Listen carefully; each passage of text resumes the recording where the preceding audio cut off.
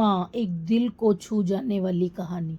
एक गांव में एक गरीब परिवार रहता था। उनका एकमात्र संतान राधिका थी। राधिका ने बचपन से ही अपनी माँ के साथ बहुत प्यारी बिंदास जिंदगी बिताई थी।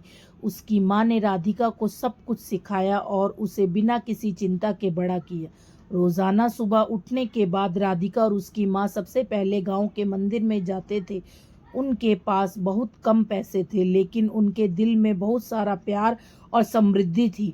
माँ राधिका को हमेशा सिखाती थी कि अगर तू सच्चे मन से किसी चीज को मांगेगी तो पूरे विश्व की सारी ताकतें तेरे साथ हो जाएंगी। राधिका बड़ी होने लगी और एक दिन उसे एक अच्छे स्कूल में भर्ती करवाया गया। वहां जाने से पहले उसके माँ ने उससे कहा, राधिका तू बड़ी हो गई है, पढ़ाई में ध्यान देना, इस दुनिया में कुछ भी कर सकती है, बस कभी भी अपने सपनों का पीछा मत छोड़ना। समय बीतता गया और राधिका ने अपने अध्ययन में बहुत मेहनत की। उसके दिल में एक सपना था। वह एक दिन गांव के बाहर के शहर में अपने परिवार के साथ खुद के घर में रहेगी। उसकी माँ ने हमेशा उसे इस सपने को पूरा करने के लिए प्रोत्साहित किया और उसे बताया कि उसके साथ हमेशा उसका साथ होगा। एक दिन राधिका की माँ बीमार पड़ गई। उसे हॉस्पिटल में भर्ती करवाया गया और राधिका ने अपनी माँ को खुद हॉस्पिटल पहुंचाया। उसकी माँ की स्थिति गंभीर थी और उसे लंबे दिन तक अस्पताल में रहना पड़ा। इस बीच राधिका के पढ़ाई में भी अटकने लगा।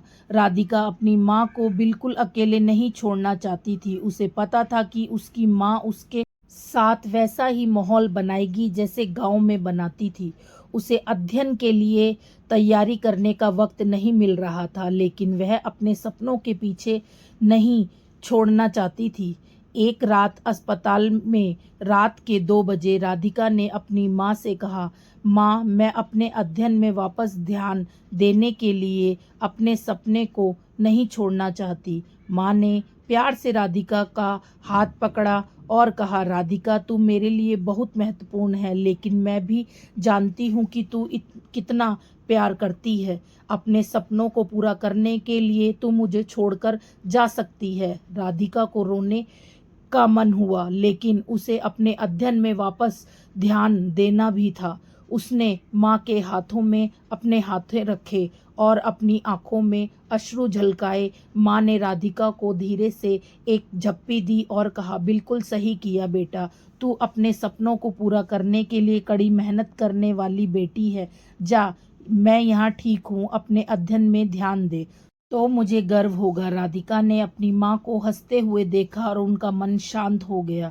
उसने अपनी माँ को किया और बदलते वक्त के साथ अपना सपना भी बदल गया।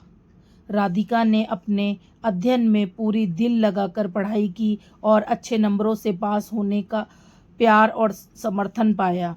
उसके सपनों को पूरा करने के लिए सफ़र कठिन था, लेकिन उसकी माँ के वचनों ने उसे बड़े होने के लिए मजबूत बना दिया। धीरे धीरे समय बीतता गया और राधिका ने अच्छे अंकों के साथ उच्च शिक्षा पूरी की। वह शहर के एक अच्छे कॉलेज में एडमिशन लेने में सफल हुई। राधिका अपने सपनों के नज़दीक आ रही थी। एक दिन राधिका को एक अच्छी नौकरी मिल गई। वह एक अच्छी कंपनी में सीनियर मैनेजर के रूप में काम करेगी।